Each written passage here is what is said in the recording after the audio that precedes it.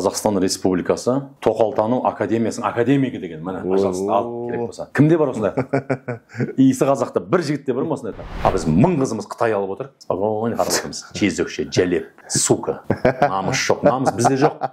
Сағың сынып қалайын деген кез, былайша айтқанда. Маған қатты ауыр тиген нәрсе, менің 4 жасымда әкем қайтыс болған. Сендер отбасыларыңды қорғап, намазхан болып жүрсіңдер.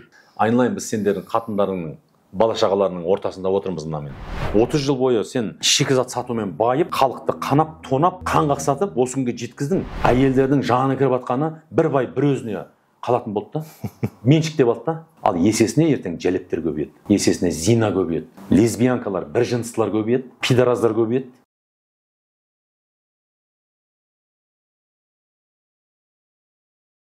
Ассалаумағалейкум, құрметті көрермендер. Бүгін біз «Жағың сынса да сағың сынбасын» атты подкастымыздың кезекті бөлімін түсірмекші ниеттеміз. Алла қаласа біздің қонағымыз, белгілі актер ағамыз, Ғалымжан ағамыз келіп отыр. Шымкент шаһардан арнайы келіпті. Ағамызды шақырып алдық. Хабарласып жатып. Қалайсыз аға жалпы? Ассалаумағалейкум баршаңызға. Құрметті, мынау аты да жақсы қойған екен. Как раз өзіңіздің айдеге. Өзіңіздің жаңағы кәсібіңізге қарай жағың сынса да сағың сынбасын деген керемет жаңағы подкаст ашқан екенсіз. Алла разы болсын. Расында да көп азаматтардың сағы сынып қалады да. Сағы сынғаннан кейін қайтып көтеріле алмай қалады. Бас көтере алмай қалады. Сөйтіп тұрған сол сынған күйі өмірден өтіп кетеді. Енді мынау бір шамалы адамға жігер беретін, сонда атау екен да, жағың сынбаса сағың сынбасын деп. Сондықтан да осы подкасттың көрермендері, баршаңызға ассалаумағалейкум. Кеше ат басын бұрып Алматыға келіп қалған едік. Бүгін Айдос бауырымызбен студияда кездесу нәсіп еткен екен. Жақсы, шүкір Алла, бәрі жақсы. Жаман дегенде біреу бірдеңе бере ме айдеге? Қазір жағдайым қиын, жаман болып отыр, қиналып жүрмін десем, 1000 теңге жаңа подписчиктер салса, Каспиге. Ғалеке қиналып жүрсің 1000 теңгеден деп. Сондықтан да жақсы деп айта беру керек қой. Жақсы сөз жарым ырыс дейді. Сондықтан егер жақсы деп айтқан сайын Алла тағала өзі мына құлым менің бергеніме риза екен ғой, шүкір етіп жүрген ғой деп жақсы жасай береді ары қарай. Қалай өздеріңізде? Жоспарлар бәрі жақсы ма? Жақсы. Енді сіздің жалпы кішігірім өміріңізге тоқтала кетсек, тарихыңызға тоқтала кетсек, жалпы оңтүстік өңірдің Кентау деген қаладан екенсіз. Бірақ енді балалық шағыңыз жайлы кішігірім қысқадан нұсқа тарихыңыз жайлы айта кетсеңіз, қайын сол. Сол жаңа сіз басында таныстырғанда мен дұрыс таныстырмадыңыз негізі. Да? Мен жақында атақ алғам. Мемлекеттік награда алғам. Біз енді әртістерін айтпаса ауырамыз да. Мазамызға шығады. Білесіз ғой баяғыда Қазақстанның халық әртісі деп шақырса ғана шығады. Өйтіп айтпасаң шықпайды әртістер. Қазіргі әртістердің бағасы кетіп, қадірі түсті ғой. Жақында мемлекеттік наградаға ұсынылған Қазақстан Республикасы Тоқалтану академиясының академигі деген, міне, пожалуйста, ал керек болса. Кімде бар осындай? Иісі қазақта бір жігітте бар ма осындай? Номер 1 тоқалтанушы. Көрдіңіз ба? Құтты болсын. Осындай атағымыз бар. Енді бұны билік берген жоқ, өтірік айтпай қойын. Шын айтайын, халық берді маған бұл атақты. Көрген жерде, ей тоқалтанушы, мынау тоқалтанушы дейді.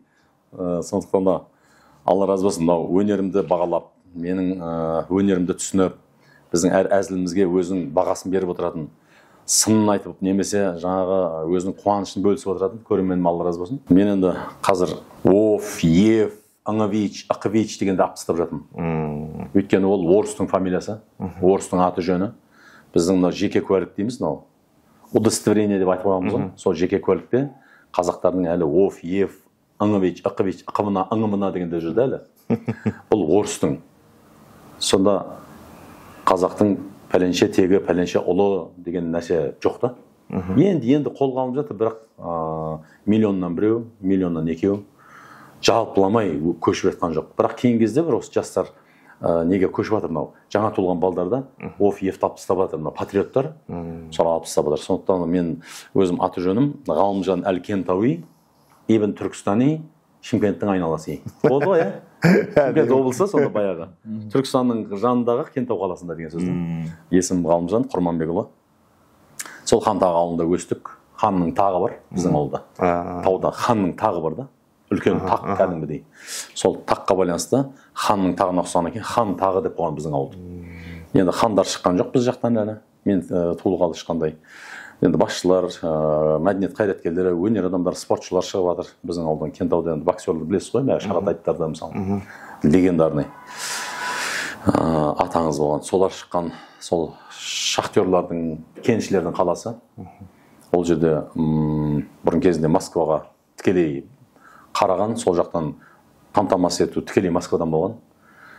Сол Кентау қаланың бас жағында, мынау таудың ішінде Хантаға деген ауыл бар, сол суын ішіп, топырағын аунап, сол жерден тезек теріп, мал бағып, қозлақ бағып, сол өстік қой. Жаңағы қазақтың кәдімгі қарапайым семьясында, ешқандай жанұясында, ешқандай әкемде, анамда да бір басшылық, немесе бір жаңағыдай көсемдік ешқандай не жоқ. Кәдімгі қарапайым, қара жұмысшы.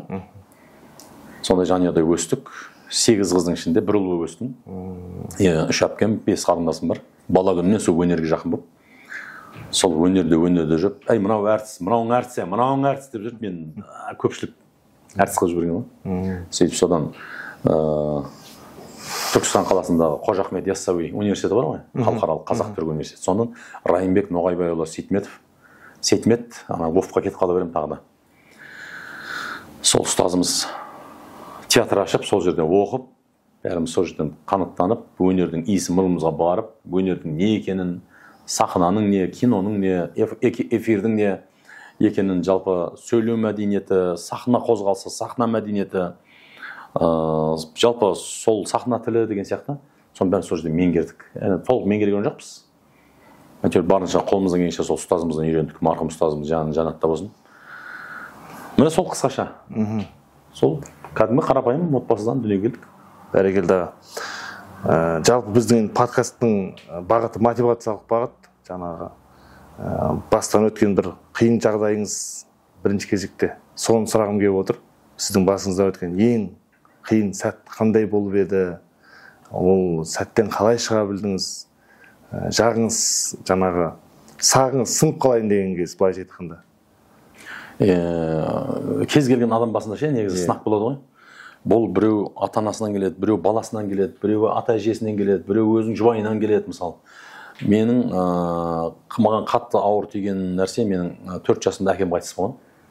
Сол 4 жасымда әкем қайтыс болып, 1 жылдық асын өткізгеннен кейін, менің ол кезде 2 атамыз да дүние өтіп кеткен, 2 әжеміз, біреу өз әжем, біреу нағашы әжем, екеуі сол менің анам жесір қалғаннан кейін 5 баламен. Туған қайнысы менің әкемнің туған інісіне қосқан. Қазақта дәстүр бар ғой, білесіз ғой? Сондай дәстүрмен мұрагерлікпен қосқан. Аға өлсе іні мұра дейді ғой. Соны көбісі қазір әмеңгерлік деп жүрді, ол әмеңгерлік емес, ол мұрагерлік. Әмеңгерлік деген егер ағасына, қайнағасына қосса. Егер қайнағаға, келінді қайнағасына қосатын болса, ол қанда рұқсат етеді, бірақ оны әмеңгерлік дейді. Екеуінің атау екі түрлі дейсіз ғой? Екі түрлі болады. Іні алса, мұрагерлік болады. Өйткені аға өлсе іні мұра деген сөз бар. Сол мұрагерлікке ие болып, бүкіл сол бала шағаны, сол менің әкемнің туған інісі, менің ағам қолына алып, тәрбиелеп, арғай сол жұптасып өмір сүріп кетті. Сол шаңырақты шайқалтпай, бала шағаны қаңғыртпай, анамызды жылатпай, сол шаңырақта арғай өсіп өніп дамып кете бердік. Бірақ ол жаңағы менің ағам маған әке болған жоқ та, маған аға болып қалды. Ағалық немен қалды да, жаңағыдай бірақ ол кезде 4 жастасыз ғой? 4 жастамын ғой. Сол ол кісіден маған, мен де ол кісіге жаңағы өзіміз аға іні сияқты болып қалдық та. Әлі күнге дейін сырласамыз жаңағыдай. Бірақ бәрібір әкенің орны бөлек болады. Әкенің орны бәрібір бөлек болады. Ол аға саған әке сияқты қарай алмайды. Әкенің орны жаңа айтады ғой. Бір әкенің тәрбиесі 100 мектеп бере алмайды деген сияқты. Әкенің орны бөлек болады. Бұлай сол 4 жасқа дейін әкеңіздің келбеті былай бір емсеміз есімде. Емсеміз бір моменттер есімде. Сәттер, кейбір сәттер қуанышты, кейбір сәттер жаңағы қасымда жүріп, жаңағы доқымды көтеріп мен жаңағы сөйтіп бір үлкен балаларды ұрғызатыны сол есімде. Шамал жаңағы доқымды көтерейін дей ма. Сол маған қатты не болды? Сол қайғы болды. Сол әкеден айырылғаннан кейін шамал жаңағы жасып қалдық, сақ сынғандай болып. Бірақ кейіннен әйтеуір Аллаға шүкір, сол ағамыздың қамқорлығымен қайтадан ес жинап, бойымызды тіктеп, осы күнге жеттік қой, аман есен. Сол ағамыздың, әуелі Алла, сол ағамыздың арқасында. Енді ол кісіні әке деп айтпаймыз, бізде тәте дейді ғой, оңтүстікте. Негізі Алматыда, басқа жерлерде әйел адам айтады да тәте деп. Негізі тәте ер адамға айтылатын атау. Тәте деген, мысалы, түркі, ежелгі түркі сөзі. Мысалы, дәдә дейді да, өзбектер. Түріктер дәдә дейді, орыстар дәдә дейді, біз тәте дейміз. Ол ер азаматқа айтылады. Тәте деген кім? Сенің әкеңнің інісі, сенің тәтең. Кейде болады, кемпір шалдың балдары болады ғой? Татар тілінде көбінесе қолданылады деп естіген едім мен. Сонда ғой. Сол мысалы, болады кемпір шалды мойындап, әке анасын мойындамайтын балдар болады ғой. Кейде кемпір шалды ең кенже баланы, немесе жаңа тұңғышыңды ата әжесіне бересің ғой, жаңа кемпір шалға. Сол кезде өзінің әкесіне тәте деп айтады. Анасына жеңеше деп айтады. Біздің оңтүстікте сондай әдеп бұл. Бұл субординация. Бұл үлкенге құрмет. Көрдіңіз ба? Ана ата әжесін әке анасы санап, өзінің ата анасын ағасының жеңгесіндей көру, бұл қалыптасып кеткен бізде бұрыннан кеткен. Айтады ғой, бірінші балаңды бер ата әжеңе, өзің әке шешеңе деп ше. Өзіңнің құрметіңді көрсет солай. Сенің балаңның сенің ата анаңнан артық емес екенін, сенің балаңа деген махаббатың, балаңа деген сондай сүйіспеншілігінің ата анаңа деген құрметіңнен жоғары емес екендігін дәлелдеу бұл. Ал жалпы осы мәселеге қатысты сұрақты қалай ойлайсыз? Неге дұрыс деп ойлайсыз ба осыны? Осыны дұрыс деп ойлаймын. Дұрыс деп ойлаймын. Неге білесіз ба? Неге? Өйткені мына ата, бала, немере ғой. Осы мына бала өзінің тұңғышын, немересін ата әжесіне беру арқылы мына немерені цепочкаға жасап кетеді. Цепочка жасап кетеді. Бізде енді мына өзім лично көп жағдайларда білетінім, жаңа шал кемпір деп қояды ғой бізде. Кемпір шалдың баласы ерке болып өседі да, қатты. Ана шал кемпір енді олар ерте қайтыс болып кетеді да, анау ерке болып өскеннен кейін өзінің әке шешесін признавать етпей қалады да кейін. Сондай бір жаңа ішіп кететін жағдайлары, сондайлар көп. Енді бұл жерде ошибка өзінің жаңағы ата анасында болып қалады кейде. Ары қарай соны еркелікте жасату керек еді да шамалы. Біраз уақытқа дейін есі келгенше ана баланы еркелетіп, бұл ата әжесінің баласы. Бұның айтқаны дұрыс, өйткені бәрібір әулеттің үлкені сол бала болады ғой ертең. Ана не істейді? Сен ата әжеңнің баласың дейді да, бұны ата ана өзі құртады сол баланы. Шеттетіп, жаңағыдай, бөлектетіп, шеттетіп, өзі құртады. Негізі бауырына басып, бұл кемпір шалдың баласы, бұған сөйлемеңдер, бұл ертең әулеттің басшысы болады осы. Неге? Өйткені тәрбиені әке шеше бере алмайды балаға. Ата әже бере алады. Мысалы, мені әжем тәрбиеледі. Мен әжем қолында, әжем баласы өстім. Мен қара шаңырақта өстік қой. Сонда менің қатарымдағы көп жігіттер әженің емес, ата-ананың тәрбиесінде болды да, сөйтті дағана көпсі шатасты, адасты, қамалды, сотталды, ұрынды, төбелесті, жаңағыдай жағысынды, көзі шықты, басы жарылды. Ал менің әжем осының бәріне мені қорғап отырды, даналықпен мені тәрбиелеп отырды. Негізі ата әже тәрбиелеу керек баланы. Өйткені оның өмірлік тәжірибесі бар. Бірақ бүйтіп түбегейлі бере салуға да болмайды ғой. Жоқ, түбегейлі бере салмасын. Оның бәрін баланс жасау керек. Реттеп отыру керек, оның бәрін реттеп отыру керек. Жаңағы мынау баласы екенін білдіріп ше, айтып тұрмын ғой, ана әке шешенің проблемасы осы жерде. Соны ары қарай жасамаған, өзің әке шеше болды ғой, кемпір шалға бердік қой деп қолын сілтей салды да. Олай болмау керек. Бұл жерде меніңше үлкен кісілердің де рөлі бар сияқты да. Жаңа үлкен кісілер, кейбір үлкен кісілер қатты бауырына басып береді. Қатты ана бала, сендердің балаларың емес, ол біздің бала деп ше. Тарта, құшақтама, сүйме деп жаңағы. Қызғанып, ол да бар. Балансты сақтай білу керек.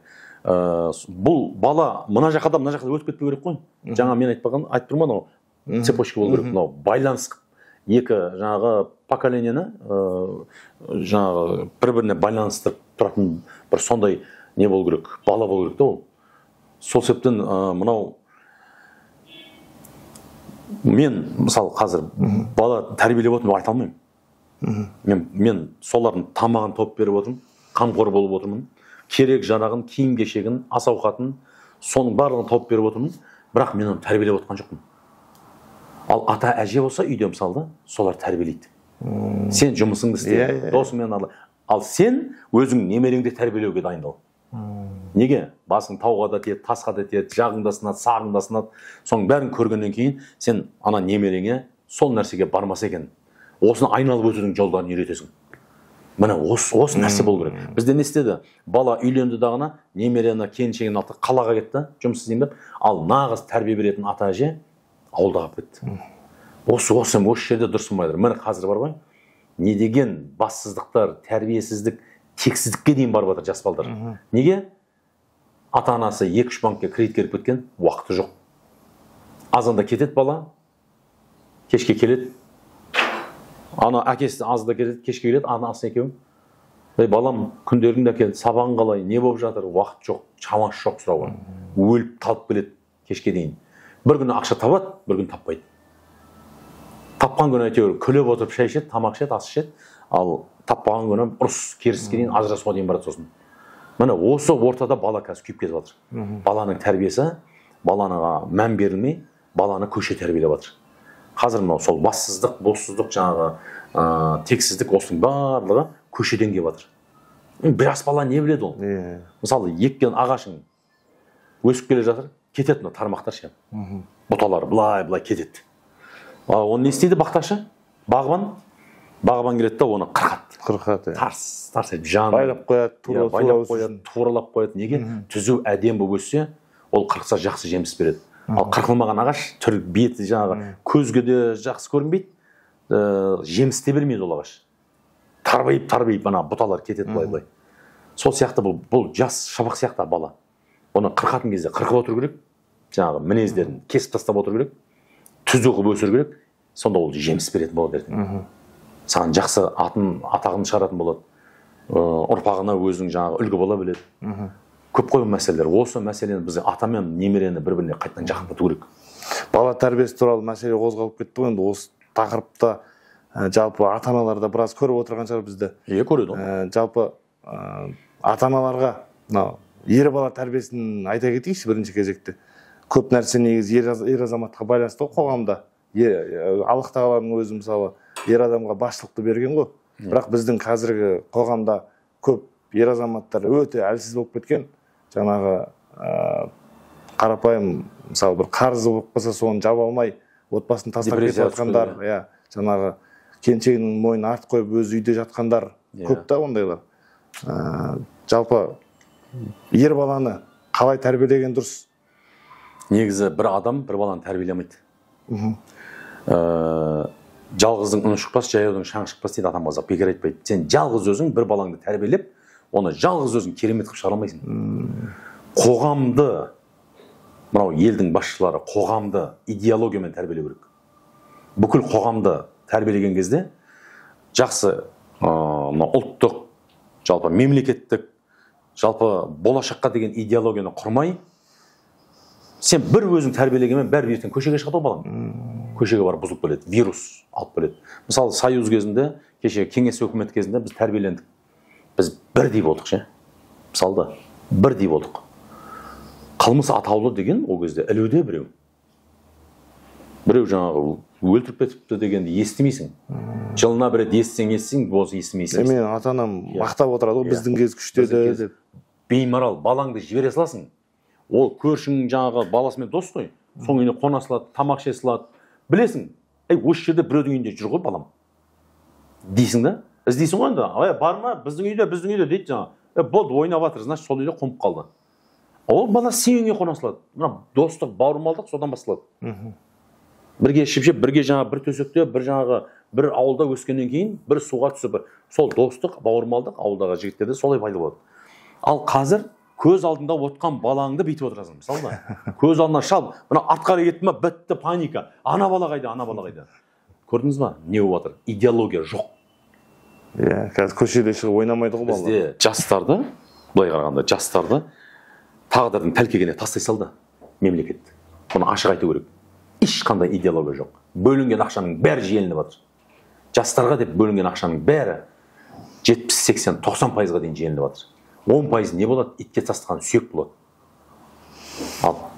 Тура сондай нәрселер болып жатыр қазір. Оны бұрын жасырып айтуға болмайды. Айтып жатыр оны қазір. Президент те айтып жатыр, министр де айтып жатыр, депутаттар да айтып жатыр бұл нәрсені. Бұл бір жасырын нәрсе емес. Ойбай айтпа, ертең бірдеңе болып қалады дейтін нәрсе емес. Таза жемқор, парақорлардың мемлекетіне айналдық біз. Беспредел мемлекеттің несіне айналдық. Сөйтті да жастардың бәрі жайына қалды. Енді қолға алып отыр. 30 жылда быт-шыт болған жастарды енді қолға алғаннан ол қай уақытта түзеледі? Айтып, бір күн ауырсаң 21 күн емделесің. Айтады, батпандап кірем, мысқылдап шығам дейді ауру. Сол сияқты бұл ауру, бұл дерт, бұл жаңағы инфекция, бұл жаңағы вирус бізге 30 жыл бойы кірді, енді бұның шығуы өте қиын болады. 30-ды ең кемінде 10-ға көбейтесің, 300 жылда шығама шықпай ма? Бірақ қолға алуға болады, әлде де кеш емес. Міне осы мәселелер бар. Бұл жерде ата-ананың ғана қолында емес. Әр ата-ана өз баласына айналайын, әр ата-ана жұмыс істеп жатыр. Сен кредитке тығып тастадың әр ата-ананы. Сен жұмыссыз қылып тастадың әр ата-ананы. Завод, фабрика ашпадың. 30 жыл бойы сен тек қана жаңағы шикізат сатумен байып, халықты қанап, тонап, қан қақсатып, осы күнге жеткіздің. Енді сол нәрсені қайттан түзету ол қиын нәрсе, бұл өте қиын нәрсе. Ал сол біздің кезіміздегі тәрбие, идеология бірдей. Болды, сен мектепте бұзықты жасадың ба, шарт тастайды, сен қоғамнан шарт тастайды. Ал одан кейін өмір сүріп па. Ал қазір мектептен шығып кетсе блогер болады, мобилогер болады, шығып жұмыс істеп жүре береді, қазір өлмейді. Көрдіңіз ба? Осы мәселелерде, осындай жағдайларда. Сосын ол білген істеген бала ол не істейді? Ұрынады ғой бар. Бір нәрсеге ұрынады, ақшаға қызығып, қылмыс жасайды. Тез байығысы келеді ғой қазіргі жастарша. Соған әкеп қойды ғой бізді. Қазір тез байығысы келетін, тез байып, тез күшті болып өмір сүріп, аспаннан бір ақша жауатындай қылып, 30 жыл бойы на халяву өмір сүруді үйретті. Міне, мемлекеттен бөлінеді, жеде өмір сүре бер дегенді бізге көрсетіп кетті. Балық басынан шірейді дейді ғой, міне. Өткенде бір ағамыздың сөзі бар, балық басынан шірейді, бірақ оны құйрығынан тазалайды ғой дейді. Қараңыз әңгімені. Сонда халықты тазалау керек деп тұр да. Басы шіріп кеткен балықтың құйрығын тазалау стоит, не стоит? Басы шірген балық денесі де сасып кетеді оны. Сен оның құйрығына тазалама, сен оны қуырып пісіріп жей алмайсың. Мына басы шірмей тұрып тазалау керек. Ана живая рыба дейді ғой, сатылады ғой, тірі балық. Ұстаған жерде соны тазалау керек. Басы сасымай тұрып тазалау керек. Ал басы сасып кеткен балықты жемейсің ғой, жей алмайсың ғой. Сасып кеткен ол, сен қуырып пісір, сасып тұрады ол, жей алмайсың. Сол себептен құйрығынан тазалау, оның ешқандай резон жоқ.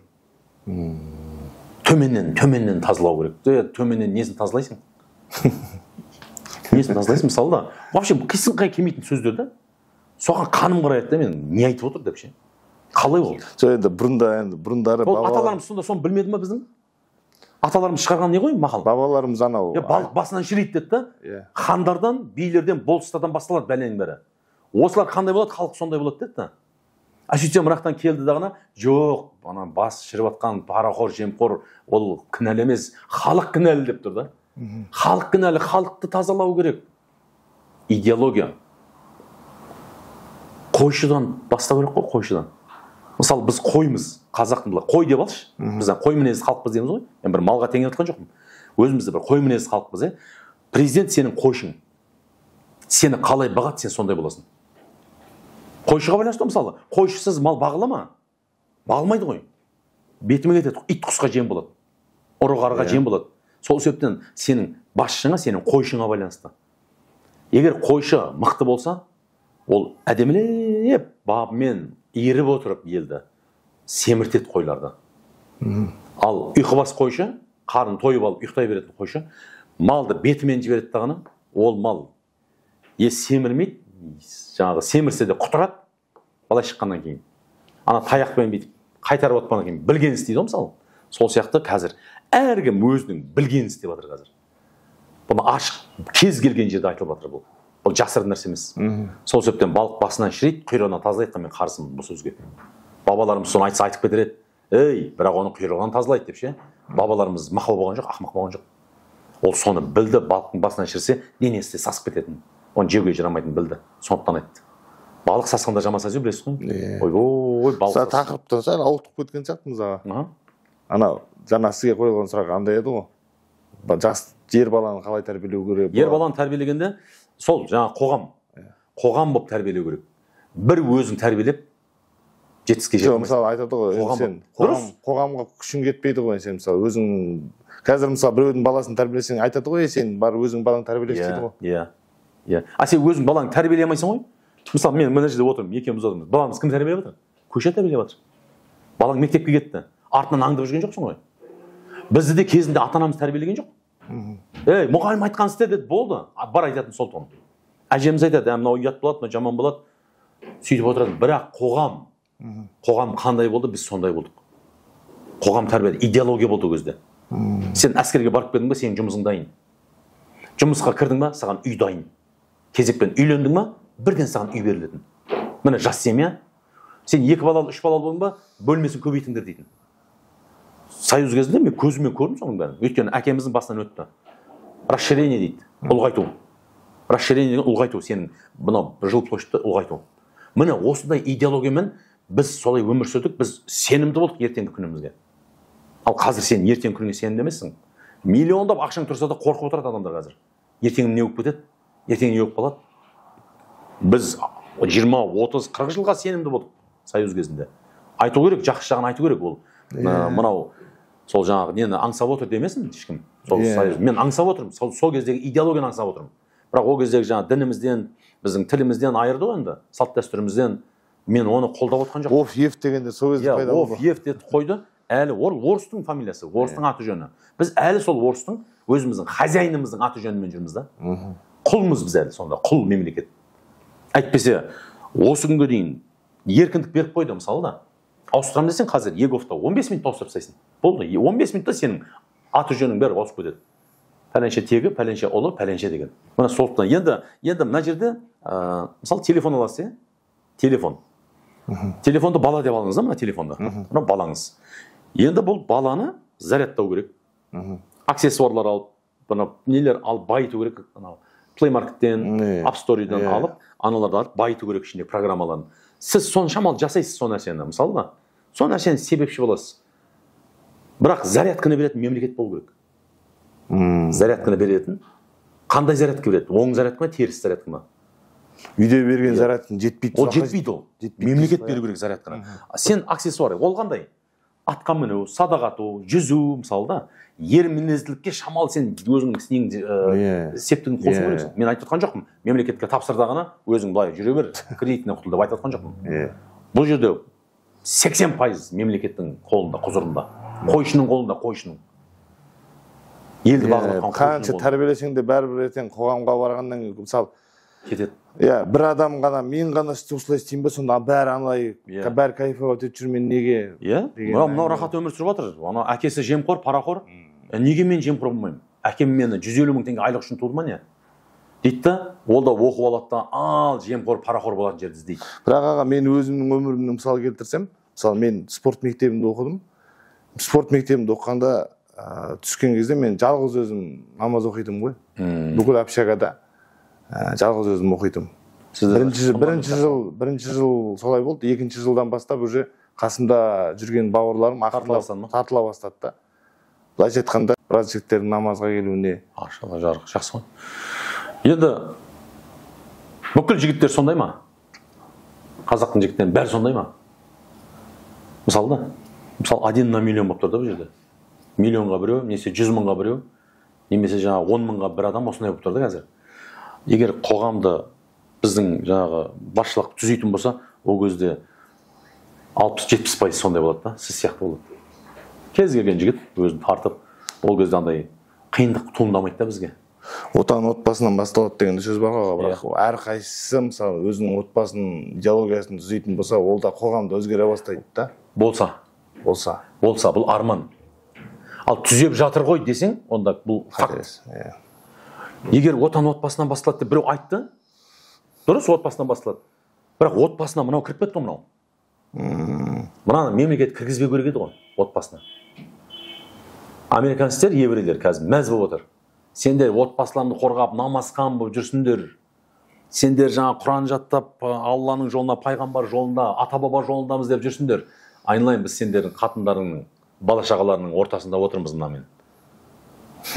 Деп отыр да. Кетті. Сен қатының мынаны көреді да. Ничего себе, мен мынандай, не өмір сүрмеймін. Сен жұмыстан шаршап келесің, миыңды жеу басталады.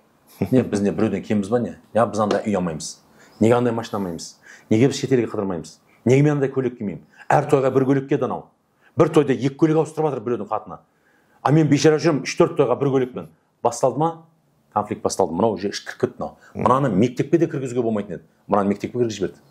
Ана мен қазір андай не істеп жатыр, провокация, арандату. Давай мұғалімге жаңағы қанын қарайды да, сені ұрады, мен сені түсіріп аламын. Бұл подстава болып жатыр. Қазіргі мынау залым жас балдардың істеп жатқан подставасы. Мұғалімнен таяқ жемей өстің бе мысалы?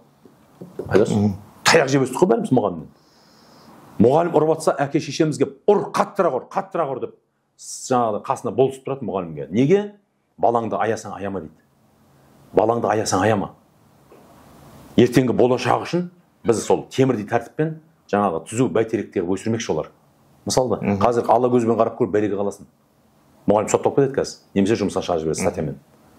Мысалы, кеше бір оқушы қыз аузына келгенін айтып, ташлана, бір бәле, шыр бәле деп мұғалімге айтып еді. Мұғалім өз баласын ұмытып, біреудің 30-40 баласын бағып жатыр. Сөйтіп тұрғандағы рахметі анау аузына келген оттап жатыр, бұл жақтан бала түсіріп отыр бір қыз. Провокация бұл негізі. Бұлар ұйымдасқан топ, қылмыстық топ уже. Көрдіңіз ба? Мектептен үйреніп жатыр сол бәлені. Бұл ертең ұлғаяды. Бұл ертең әкімшілікке жаңағыдай үлкен оқу орындарында бұны ұлғайтады бұлар. Көрдіңіз ба? Қандай нәрселер болып жатыр. Ана бейшара мұғалімді жұмыстан шығарып жіберді. Астына комментарийлерді көрсең, ата-аналар жазып жатқан. Бұндайды өлтіру керек, басын жару керек, бір жерін айыру керек деп ше. Аузына келген оттап жатыр да. Сосын мен де жазып жібердім ішіне астына. Егер сондай бір сұмдық кемеңгер екенсің, балаңды жақсы көреді екенсің, балаңды өзің ал, өзің бақта, өзің оқыт. Үйіңде ұстап көр, бір күн ұстап көр, ертеңіне жылап келесің. Кешіріңіз, мына бәлені кешке дейін өзің неғыш, бірдеңе қылшы, көзіме көрсетпен мына бәлені деп айтасың. Ал сол мұғалім 10 жылдап тұрып, келесі 10 жыл, арғы 10 жыл сөйтіп жүреді да, өз баласына бере алмай қалады тәрбиесін. Сенің балаң тәрбиелеймін деп. Сол себептен ұстазын ұлықтамаған елдің болашағы жоқ. Біздің елде егер осылай кете берсе болашағы жоқ бізде. Өйткені ұстаздың алдында патшалар да. Мен анамды мұғалім ғой жалпы. Өзім білесіз ғой мысалы, қандай нәрсе бұл. 30-40 біреудің жындысын, біреудің тентегін, ана қаныпездер қан шерін бағып, қағып, оны адам қылуды ойласаңшы. Оңай емес қой. Қаншама балаға. Одан келіп өзінің бала шағасына тәрбие беру, өзінің ер азаматына тамағын беру, кірін жуу, ол деген бүкіл әлемді қамтамасыз ету ғой, ол не деген күш қуат керек ол үшін әйел кісіге мысалы, аналарымызға. Сөйтіп отқан мұғалімді келеді да біреу подстава істейді. Анаңды істеп көрші солай біреу подстава. Қолында бөлесің ғой барып. Мысалы да, қолында бөлесің соны. Ал ол мысалы қаншама, сенің балаңнан кейін қанша баланы бағу керек әлі ол. Ұстаз ше, пенсияға шыққанша сол жерде сөйтіп әркімнен сөз өсіп, таяқ жеп, сотталып кете жаздап жүріп, бейшара алатыны 100-150 мың, 200 мың теңге. Анандай жұмыспен ше, олардың айлығы 10 миллион болу керек негізі. Мұғалімнің айлығы кемі миллион, кемі ең сағаты аз төменгісі миллион, анау мықты ұлағат ұстаздардікі 10 миллион болу керек. Сол дәрігерлер жаңағы мұғалімдердің, дәрігерлердің құқық қорғау органдарында да сондай. Олардың дәріптеу керек, олардың қолына билікті қайттан беру керек. Қазір деген көшеде анау полицияны қорлап, мазақ қылып атқандар да көп мысалы. Түсінемін мен, полиция жағынан да кемгетістер көп. Мысалы, құқықты өзінің пайдасына, жеке басының мүддесіне шешіп атқандар да бар. Олар жаңағына парасын беріп, жұмысқа кіріп кеткендер ғой мысалы кезінде. Сол параны ол шығару керек. Мысалы да, сол шығару жолында ол білгенін істейді, кез келген нәрсені. Неге? Өйткені ол парақорға парасын берді, өзі де парақор болып отыр. Сөйтіп, мысалы сол нәрсені келеді, халықтың биліктің халыққа ызасы ортасында жаңа полиция екі түйе сүйкенсе шыбын өледі деп, кеше қаңтарда да бейшара полиция қару жарақсыз, дымсыз барып анау қаруланған топтың алдына барып омырауын тосты мысалы. Бұл жан-жақты кетіп қалған нәрсе ғой 30 жылда. Осыны реттейтін басшының ісі. Политикаға кетіп қалдық қой ағайын. Басташы политикаға кетіп қалдық. Политикаға қатысты сұрақ қояйын. Сізде енді көпшілігі біледі ғой жалпы жаңағы приколдарыңыз көбісі тоқал туралы, көбейлі алу туралы. Жаңағы осы жақын күндері басшымыз осы мәселеге қатысты бір үндеу айтқан еді. Көп әйел алу туралы, жаңағы қыз алып қашу туралы, жаңағыдай тыйым салған айтылды, көрдік бәріміз. Қатты резонанс болып отыр. Қыз алып қашу. Енді бұл жайлы өзіңіздің жеке ойыңыз, пікіріңіз қандай? Бұл жайлы менің теріс пікірім, өте теріс. Бұл мен ғана емес, халық айтса халық айтпайды дейді. Бүкіл халық қарсы отыр қазір. Бүкіл халық бұл айтылған сөздерге қарсы пікір айтып жатыр. Бүкіл демей ақ қойыңызшы, 99-да 9 дейінші. Ішінде қолдап отқандар да бар шығар. Бар енді қолдап отқандар. Көп әйел алуға тыйым салу керек деп қатындардың жаны кіріп қалды. Ол ар жағын ойлап отқан жоқ не болатынын. Өйткені атам қазақ айтады, әйелдің шашы ұзын, ақылы қысқа болады дейді. Ол ер адамның анау 10 жылға, 20 жылға, 50 жылға қойған жоспарын ол әйел ойлай алмайды ол. Ол бүгін тамағы, ертеңгі шайы болса, ары қарай ол ойлай алмайды. Ол Алла тағала солай жаратқан, ол мен кемсітіп отқан жоқпын. Әйел заты кеміс, ол жар емес деп отқан жоқпын. Ата-бабам соның бәрін көріп бекер айтқан жоқ. Әйелдердің жаны кіріп атқаны бір бай бір өзіне қалатын болды да. Меншіктеп алды да. Байды баласы құсатып, меншіктеп алды. Рахаттанып, болды байым өзімдікі. Бөліспеймін ешкіммен деп отыр да. Ал есесіне ертең жәлептер көбейеді. Есесіне зина көбейеді. Лесбиянкалар, бір жыныстылар көбейеді. Пидораздар көбейеді. Рас қой. Оны атымен ата көрік солай. Сосын мынау Қытайға, кәпірге, үндіске, негрге тыю басталады. Қайтадан қазақ қыздары. Сен алмасаң, мен алмасам, қайда барады байқыз қыздар? Отырып қалған қыз, жесір қағып кеткен келіншектер. Мысалда, байынан ажыраған, жаңағы зәбір көріп, ажырап қалған қыз келіншектеріміз қайда барады олар? Ол нәзік жандылар ғой, біз қорғауымыз керек қой біз оны. Ал ертең солар барады, Қытайға тиеді, анаған тиеді, мынаған тиеді, жесірге, жебірге бәріне тиеді дағына, солардан туған балдар азаматты қалады. Қазақ сол кезде басталады.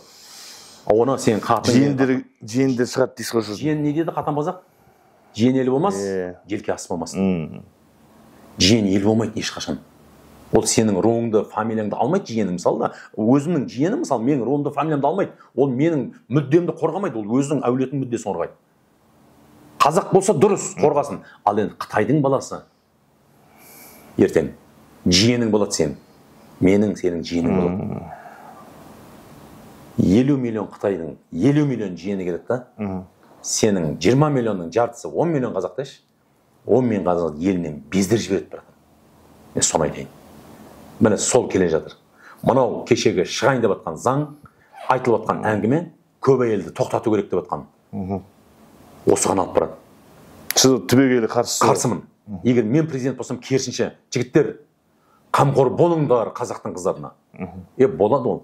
Ажырасып кету, қайтадан үйленіп талақ беру болады ол. Сен бірінші үйленген қатынменді бақытты болған шамалақ қой. Мысалда, оған да талақ беріп отыр, ол менде ажырасып отыр. Сол мысалы мұсылмандардың арасында да көп болып кетті да. Орамалдағы, мысалы, мен танитын орамалдағы қыз келіншектер, намазхан бауырларымыз ажырасып кетіп отыр да, талақ бере салып отыр да. Ол талақ деген Аллах тағаланың ең жек көретін нәрсесі емес пе? Рұқсат берілген, бірақ жек көретін нәрсесі. Ең жек көретін нәрсесі ғой. Енді қараңыз, талақ қайдан шығады?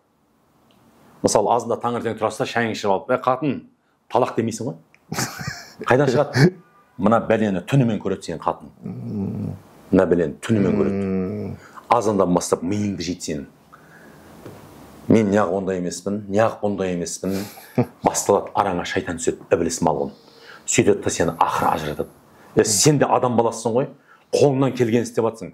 Мемлекет бермеген жұмысты өзің тауып алып істеп, әйтеуір нан, шай, сүт, қантқа жаратып атқан кезде мынау келеді да мына жағынан. Миыңды азың, өзің жетіспей жүргенде ше, ана досың, ана туысың машина алып, үй салып, көршің жақсы жағдай шетелге қыдырып барып келіп жатқан кезде өзің қаның қарайып, мына жұмысты қалай табам, не істесем екен деп бірді бірге қоса алмай, құрай алмай жүргенде өзіңнің жаныңда жүрген қатының жауып шығады өзіңе. Бір күн айтасың, талақ құршыр көзіме көрінбе дейсің ғой. Мысалда, міне еврейлердің айтқаны келді. Мынау, сен даладан бәрін қорғап жүрмін, мен қамқор болып жүрмін дегенде мынау үйің ішіне кіріп кетті. Біз мынадан құтылуымыз керек бірінші. Мына бәлені құрту керек. Мынаны баланың қолына, қатынның қолына беруге болмайды мынандайды. Берсең де андай бір не ойластырып табу керек ана. Тек сөйлесетін қалып ше. Мынадан мысалы, мынадан үйіңде отқан қатынға не пайда бар айтшы? Бұл блогер болса екен да мысалы. Блогер болды. Блогерлердің өзі дұрыс пайдаланамайды. Сол блогерлердің өзін қадағалап отыр керек мемлекет. Аузына келгенін оттайды қазір. Әжептәуір аналарымыз таққан орамалды, әжептәуір хиджабта киіп алады дағана, анау ер мен әйелдің арасында құпия нәрсені жариялап отыр. тексіздер, ұятсыз, бетсіздер. Мен ашық айта аламын. Қай ата бабаң жариялады? Сен соны айтпасаң, сонда не тығатын жерін білмей қала ма сол бала? Сол тесіп таппай қала ма сол? Сен соны айтпасаң, соны істей алмай ма? Сонда біздің әжелеріміз соны істей алмай, біз қайдан пайда болдық біз? Біз күлге аунап туды ма біздің әжелеріміз, аналарымыз бізді? Мысал үшін. Сен соны айтатындай, ол жыныстық қатынасты айтатындай. Сен кімсің сен? Біреудің жеке өміріне қол сұғатындай. Міне осы нәрседен резонанс туады да, уже дінге тіл тиіп жатыр да. Дінде, ислам дінінде түйір дейді, шаңның тозаңындай да қателік жоқ. Мін жоқ дінде. Дінді өтірік ұстанып жүрген, немесе жөндеп ұстанамай жүрген, мұсылманмын деп жүрген тексіздерде. Проблема сода. Исламда кемшілік жоқ. Алланың сөзінде, Құранда кемшілік жоқ. Пайғамбарымыздың өсиеті, хадистерінде кемшілік жоқ. Бір кемшілік, бір өтірік жалған таппайсың ол жерден. Ал бірақ жаңағыдайларды пайдаланады да, міне сенің хижаб киіп отырған, ол жезөкше шығар. Талай жезөкшелер 10 жыл, 15 жыл жезөкше болып келеді да, 10 жасы, 15 жас, 16 жасынан бастайды да, жаңа 18 жасынан. 30-ға келеді да, бір әжептеу бір ер азаматқа хижаб киіп тиіп алады да. Ана оның ең соңғы еркегі уже, Қазақстандағы ең соңғы еркек бейшана. Соны қатын қылып отыр. Міне. Бұл қойдың терісін жамылған шакал дейді ғой, ши бөрі. Мысалы, қойдың арасында қойдың терісін жамылса, ши бөрін білмей қаласың ғой? Ал заман соғанда ши бөрілер шығады былай. Міне деп. Міне осы мәселе, осы жерде. Енді қараңыз, көп әйел алуға хақ не тыйым салады деген. Ертең, бұны заң қабылдауы мүмкін. Енді қараңыз, соның ішінде сіздің қызыңыз да болады ертең. Сіздің қарындасыңыз да болады. Сіздің әпкеңізде, жеңгеңізде, біздің деп айтайыншы. Олар болады. Ал бір ер азамат кеп тұр. Сенің қызыңды, қарындасыңды мен бақытты етейінші. Мынау басында осындай жағдай болып қапты ғой. Мен қамқорлығыма алайын деп бір жаңағы Алладан, Құдайдан қорқатын бір жәннаттан үміті бар, сондай бір асыл азамат кеп тұр. Мына жақта заң тұр. 2 әйел, 3 әйел алуға болмайды деген. Сен қызыңды не істейсің үйде? Бұзаулатасың ба үйде отырып, не істейсің? Ол табиғаттың заңы, қыз баласы ана болу керек ол. Маған қасиет етпейді, менің қызым болмаса болды. Әйтеуір бір қазақтың қызы ғой, әлі қазақ менің жалғызым. Мен солай айтып отырмын қазір. Мен сізге маған байланысты емес. Қоғамда терең ойлап отырсыз ғой. Бүкіл қоғамдағы қарагөз қазақтар қызын ойлап отыр мысалда. Ол талай естіп жатырмыз, шетелге алып кеткен қыздарымызды қорлап жатыр ана жаққа. Қорлап жатыр. Неге? Төркіні алыс, ағалар, інілері барып оны ара түсіп қамқор бола алмайды. Айтады, өзің таңдадың, не дейсің қарындасым ау, қызым ау, өзің таңдаған байың ғой, шетелге кеттің, не дейсің дейді. Енді бәрі қорып отқан жоқ шығар, бірақ көпшілігі қорып отыр. Бәрі бір ұлт бар ғой, ұлт. Өзінің қызы, өзінің ұлты болмаған екен, кез келген ұлт басқа ұлтты қорлайды. Қорлайды. Неге? Ашуын содан алады, мысал үшін. Ызасын содан алады, издеваться етеді жаңағыдай. Қорлайды деген жаңа орысша сол. Сол себептен бұл нәрсеге мен қарсымын. Мысалы, қыз алып қашу. Қазір тоқтады қыз алып қашу. Бірақ мынандай мәселе бар. Ертең 2 әулет келіседі. Мысалы айтады. Мысалы, осы президенттің өзі айтады, той тоқтатыңдар деп жатыр. Болмайтын тойлар тоқтатыңдар. Жасаңдар жаңағы, анаңның 70 жас, 80 жас, әкеңнің 90-100 жасын тойлаңдар. Мысалы да. Анау мынау жаңағы тойларда кішігіріп кетті ғой қазір. Азайтсаңдар адамды. Есік той дейді, деп жатыр да. Енді соған амал етейін десе, 2 әулет келеді да, келіседі. Құда боламыз дейді, бірақ сен қызды алып қаша сал.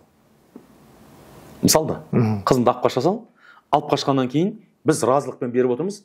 Кейін тойды құдалықты бірге жасайық тағына шамалы үнемдейік. Сол ақшаға одан да аналарға көлік алып берейік, үй алып берейік, немесе шетелге қыдырып кетсін жастар. Қыз ұзату, сырға салу, жаңағы ше, ана сценарий, тамада, ол әнші бейші миллиондар ол. Соны біз үнемдейік, алып қаш десе, бұл ертең статья. Көрдіңіз ба? Бұның бұл жағы да бар ғой. Енді соны қарап отырсаң, бұл бір мемлекеттің, біздің еліміздің, жалпы бабалардың жолынан келе жатқан үрдіске балта шабылу болып тұрды. Бұл жалпы болашаққа қарай балта шабылу болып тұрды.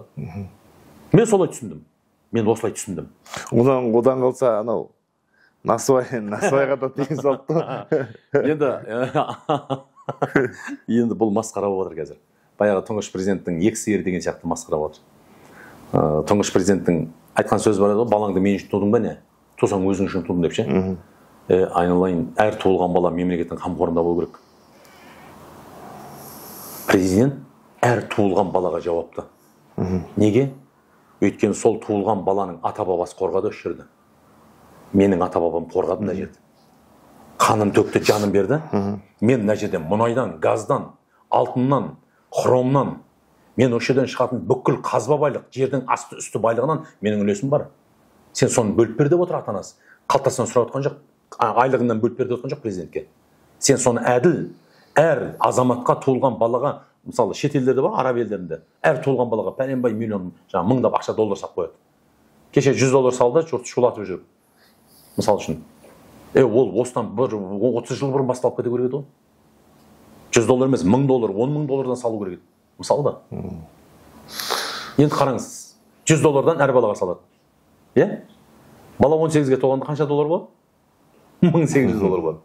1800 доллармен не істемекші? Қай оқуға түсіріп, қай тойын тойлап, немесе қай үйін әпермекші оның? 18 жылдан кейін 1800 доллар, 1800 теңге де болмай қалады ғой. Енді шүкірді шығар бір жағынан. Жоқ, шүкірді, қараңыз, шүкірді де ше, шүкірді де. Адам шүкір айтатындай қылып жасау керек та. Ал шүкір етіңіз, 100 доллардан бердім ғой саған, не дейсің дейді. Ол жоқ елдерде бар ғой енді. Жоқ, ол жоқ елдерде бар. Жоқ, сен 18 жасында 1800 доллар алып не істейсің, айтшы. Бұл халықты қалай ақымақ санау ғой бұл. Жоқ елдерде бар. Мен түсінемін сен 18-ге келгенде бір үй алатындай, бір оқуыңды төлейтіндей, сондай ақшаң болса, түсінемін. Айына, жылына 100 доллар балаға, 1800 долларға 18 жасқа келеді. Сен қазба байлық, ол жоқ елдерде байлық жоқ ондай қазба байлық. Бабаларымыз қорғап бізге тастап кеткен қазба байлықтан сен үлесіңді сұрап отырсың, сен анау артық ақша сұрап отқан жоқсың. Мен саясатты мақұл қоя салайын, айтпай-ақ қойын. Ана жер дұрыс, ана жер бұрыс. Менің үлесімді берсей сен. Менің баламның үлесін, мен немеремнің үлесін берсей, менің атам қорғады ғой жерді. Жалғыз бір жаңағы әулет қорғады ма? Бір фамилия жаңағы қорғады ма? Соларақ ішіп жейтіндей, соларақ жаңағы байып, соларақ істейтіндей. Ол солай болды ма? Сен үлестірсе халыққа соның істеген жұмысына қарай, бала шағаның санының көптігіне қарай, солай үлестіріп отырсай, ертең сұраласың ғой Алланың алдына барғанда. Ертең екі көзіңнен қаныңды ағызып, сораңды ағызып тұрып, ертең бүкіл халықтың несін бересің ғой. Соны ойлану керек қой, оны ойланбағаннан кейін қалай ол? Сен соның бәрін көріп тұрып, сен қалай шыдайсың? Бұл жатып біз еліміздің ақшасына баюымыз керек деген сөз емес. Міне істе, осылай істе. Бересің ба, жөндеп бер балаға. Долясын берсе, 30 жыл жеп келдің онсыз да. 30 жыл қанап тонап келдің. Енді дұрыстап берсе енді, мазақ қылмай. Көшкама. Тозек. Сүйек. Ол не ол? Мысалы да. Менің дұрыс емес шығар ма? Менің дұрыс емес шығар. Бірақ бір адамдарға дұрыс болмауы мүмкін. Жоқ, сізде енді ашынғаннан айтып отырсыз ғой. Ашынғаннан менің жағдайым қиын емес. Айеке, мен өзімді ойлап отқан жоқпын. Менің жағдайым қиын емес. Аллаға шүкір, әйтеуір тырбанып, жаңағы желіні пайдаланып, әйтеуір өйтіп бүйтіп күн көріп жатырмыз. Мысалы да, тойға шығам, халықтың арасынан алып отырмын, өзім керегімді маған Құдай беретін халықтан шашып қойған несібемді алып отырмын. Ал бүкіл 18 миллион, 20 миллион халық олай жасап отқан жоқ қой. Сіңірі шиқылдап, мұртына жалғап, жеткізе алмай, солдан қанша семья ажырап кетіп отыр Айдос. Бәленің бәрі осы әділдік болмағандықтан. Әділетті Қазақстан, жаңа Қазақстан мен сезіп отқан жоқпын ешқандай. Бір-екі жемқор ұстады, өздеріне ұнамайтын, бұрынғы семьяның адамдарынан бір-екі жемқор ұстады. Сонымен міне әділетті жаңа Қазақстан. Сен неге шетінен қырмайсың бәрін? Патырлатып тұрып. Қолыңа билік тиді ғой енді. Жаңа Қазақстанда аузынан шықты ма? Құрса енді ары қарай. Көрсетсей халыққа жаңа Қазақстан екен, мақұл. Долямды да бермек қой, ештеңе бермек қой. Ең болмаса сол кеткен ақшаны қазынаға құйсай, міне қазынаға құйып жатырмын деп айтсай, цифрларды көрсетсей, біз 30 жыл кеткен желінген ақымызды, біздің жаңағы кеткен нанымызды ақталғанын көрсетсейсің. Жоқ, ештеңе өзгерген жоқ. Сол пара алған. Арасында өзіне ұнамаған ана команданың есін ұстап қояды, өзінікіне тиіспейді. Болмайды бұндай нәрсе. Или сен айтпа. Аузынан жаңа Қазақстан құрамыз деп шығарым айтпай қой. Сонда біз бұл ескі Қазақстан ғой деп, ана баяғы бас шолғаған ешектер ұқсап жүре береміз. неше гектар болады бүйтіп жүріп жаңа Қазақстанда басымызды бір көтеріп қойдың енді көрсетсе енді жоқ ешқандай жоқ 5 жыл болды ғой мен айтар едім осы биыл ғана отырдым ғой мен десе Айдеке 5 жыл болды ғой президенттің ауысып жаңа Қазақстан болғанымызға 5 жыл болды ғой айналайын бір миллионнан 5 нәрсе өзгерген жоқ қой тек сол бір-екі жемқорлық ұстады болды исходный материал дейді ғой анау керек емес затты мусорға тастайды ғой сол сияқты бір-екі мусорда тауып алды да соттады дағаны артынан жіберді мысалы нағыз жемқорларды кешегі ұстап сотталып отыр ма азаматтар мысалы бұрынғы премьер-министрлер неге сот ашық өтпейді мысалы неге халыққа көрсетпейсің кеше 187 миллион жеген әкімнің сотын ашық көрсетіп жатсың миллиардтап жегеннің ақысын несін неге көрсетпейсің миллиардтап тонаған қанағандарды неге көрсетпейсің ашып тұрып үстіне ала киімін кигізіп тұрып ана роптарды кигізіп тұрып ше көрсетсей солай жасасай онда айтпау керек еді да жаңа Қазақстанда айтпай ақ қой сол керек өйтіп үміттендіріп адамның басын көтеріп не болып қалды не болып қалды бірдеңе болып жатыр ма дегізіп адамды ше сол бір күн жүрген немізбен жүре берейік та тобыр болып ешқандай 5 жылда не деген нәрсе өзгеріп тастауға болар еді ғой ешқандай мен сезіп отқан да жоқпын байқап отқан жоқпын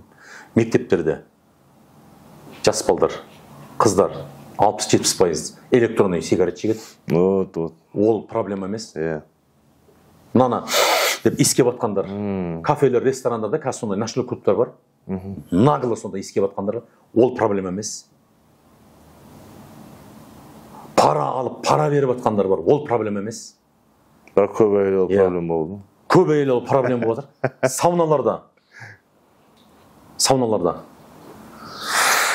сауналарда не болып жатқанын білесіз ғой қазақтың қыздарының бәрінің азартный ойын мысалы насыбай бар бәрінің аузында насыбай бар азартный ойын десеңші насыбайдың 2 түрі болады білесіз ғой біреуі табиғи насыбай біреуі қолдан жасалған насыбай кеше президент қолдан жасалған жасыл насыбай туралы айтты ал мысалы да насыбай туралы кетіп жатыр ғой жаңа өзіңіз айтып жатсыз сонда соған тірелді ма келіп бәрі насыбай енді ол шариғатымыз тыйым салған нәрсе ғой жалпы шариғат тыйым салғанда оны харам демейді шариғат оны макрух дейді макрух деген харам болса сен онда кәпір болып кетесің харамды орындасаң ал макрухты орындасаң сен кәпір болмайсың сен күнәһар боласың бірақ кәпір болмайсың ертең ол үшін жауап бересің егер алланың әміріне қарсы келіп намаз парыз жоқ парыз емес дедің ба діннен шығып кетесің діннен шықтың ба автоматически кәпір ол дінде болмаған адам кәпір ол құранда айтылған мен үкім бере алмаймын мысалы бір адамды әкеліп мынау кәпір мынау деп айта алмаймын бірақ қағидат бойынша сен діннен парызды жоқ дедің ба сен кәпірсің болды парызды жоқ дедің ба сен кәпірсің қажылық парыз емес еркін ермек дедің ба кеттің жалпы насыбайға қатысты мен андай қатты бір нем жоқ жалпы ше жоқ мен жақтырмаймын мен насыбайға барғаннан кейін бе екен өзім мен жақтырмаймын ана түкіргенді көріп мен де жақтырмаймын бірақ айналайын ау одан да басқа нәрселер бар ғой деп жатсыз ғой түйесі тұр ғой түйе тұрғанда түйенің боғымен айналысқаның не деймін да сен түйені құртсай сонда боғы өзінен өзі құриды ғой мысалы да қанша қыздарымыз абыройынан жаңағы азартный ойындар қана сол нәрсе неге соны айтпайсың насыбайда нең бар бір оңтүстікте бір 100 шақты таксист бар насыбай айтатын бір 1000 шақты бір қариялар бар насыбай айтатын соған еріп деген бір 10 шақты 20 шақты жігіттер бар соны ұстамақшы ма кеше анау көрдіңіз ба результатқа жұмыс істейік деп ана полициялар оңтүстіктің полициялары не алып жатыр ғой ұстадың ба ұста ана не фиксация жаса күндіз түсір күндіз түнде көрінбей қалады ана насыбай айтқандарды фиксация жаса ана жаққа өткізу керек миды жеп жатыр дейді жоғарыдағылар уже не беріп қойған нұсқау тез насыбайдың бағасы қымбаттап кетер шығар енді насыбайды ұстаңдар деп енді ше спецназ кеше ана бір және дейді саунадаға жаңағы насыбай айтқандар бар екен деп насыбаймен айналысып жатқандар бар екен деп не келген ғой информация түскен ғой полицияға спецназ жаңағы бары полиция бәрі келіп насыбайды сөйтсе біреу жаңағы иіскеп жатыр дейді жаңағы порошокты біреу жаңағы пара беріп пара алып жаңағы тендерлерден жаңағыдай сондай чиновниктер сөйтіп жатыр дейді ана жерде біреу ішіп алып анау жезөкшені ұрып жатыр дейді жаңағы ішіп алған дейді да сондай бәлелер болып жатыр дейді, аналар насыбай іздеп жүр дейді. Сөйтсе бір жаңағы званиясы төменде бір сержант келіп, жолдас командир, мына жақта насыбайды ұстадық. Сөйтіп кәне деп жүгіріп барады ғой. Сөйтсе бір бөлмеде бір еркек пен жаңағы жезөкше жатқан ғой. Сөйтсе анаған айтқан ғой, барып, есалаң, ол насыбай емес, жасыл насыбай деп айтады дейді. Ана қыз аузына насыбай сабапты деген да. Сөйтсе басқа насыбаймен, табиғи насыбаймен шатастырып алған ғой. Не айтасыз? Не айтасыз осы жерде? Бір нәрсе айта аласыз ба? Айта алмайсың. Айтудың өзі ұят. Айтудың өзі ұят. Ал ауруын жасырған өледі. Міне осыны айтсай, осыларды неге айтпайсың? Жоқ, бар, далада. Ащы болса да шындықты шырылдатып тұрып айту керек дейсіз ғой. Жоқ, шырылдатпай-ақ, жай айтшы мысалы, шырылдатпай-ақ, күлдіріп отырып шындықты айтып қоя берсіз. Сіз шырылдатып тұрып айтасыз. Мен айтып жатырмын ғой. Мынандай ғой. Мысалда шошқа харам. Енді бүкіл әлемдегі шошқаларды құрту керек та. Бірақ басшы келеді да, шошқалардың жылда туған балдарын өлтіріп тастай беріңдер дейді да. Одан шошқа құрай ма? Құрмайды ғой. Шошқа туа береді ғой енді. Туа береді. Одан туғандар туа береді. Сен шошқаның өзін өлтірсең, туған балдарын емес. Сол сияқты насыбай, ол бір сол кайыптен, аналардан туындаған бір кішкентай нәрсе ғой ол. Ол енді аталарымыз жаңағы насыбайым болмаса ауырады басым ай деп әнге қосып, оны ән қылып шырқады. Ол әнді құртады скоро. Ол заңмен ана әнді де құртады. Ол біздің фольклор. Баяғыдан келе жатқан, ол атам заманнан келе жатқан бұл насыбай деген бір болады ғой, бір стресске түсіп, бір нәрсені уайымдап отқан кезде атса, анау шамалы адам денесін босатады деген, ойды бөледі деген. Әйтпесе насыбай атқан адам қыз зорлап ұсталды деген естіппеңіз. Насыбай атқан адам банк тонапты, біреудің үйіне ұрлыққа түсіпті. Біреу насыбай атып алып, жаңа біреудің қызын зорлапты. Одан зорғылары арақтан бастап. Арақтан неге бастамайсың? Жеті атасы тұр дүкендерде. Мынау Рамазан ай, қасиетті айда құртпайсың ба ең болмаса? Дұрыс айтасыз. Насыбайдан нең бар?